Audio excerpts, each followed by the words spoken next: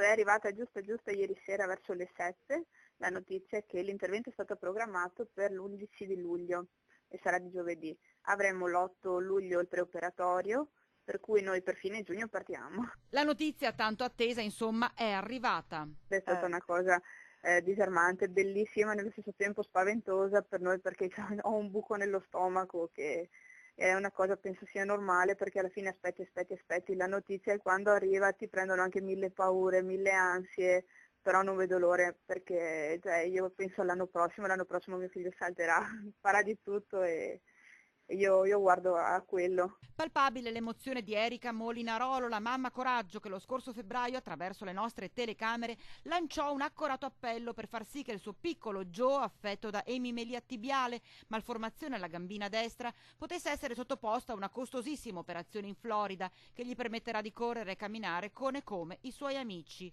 Da quel giorno voi telespettatori avete risposto con una generosità inimmaginabile. Siete stati meravigliosi ed è con voi che vogliamo condividere questo momento speciale per Giovanni e per tutta la sua famiglia. E si parte! Che il dottore ha richiesto la nostra permanenza per 8 mesi, almeno 8 mesi, in quanto farà i 2 interventi più la fisioterapia e la riabilitazione per poterlo mandare a casa che cammina già indipendentemente. Erika è pronta a dare il suo aiuto adesso anche ad altri bambini che si trovano nella situazione di Joe. In contemporanea sto cercando di smuovere la regione Toscana per aiutare la piccola Jo, che è una bambina che ha poco più di 2 anni e ha lo stesso problema di Giovanni, e fresco è nato circa un mese fa il quinto bambino col problema di Giovanni, per cui vediamo di riuscire a smuovere queste montagne anche per loro. Nel mio piccolo voglio poter fare del bene anche a loro come ne ho ricevuto tantissimo io.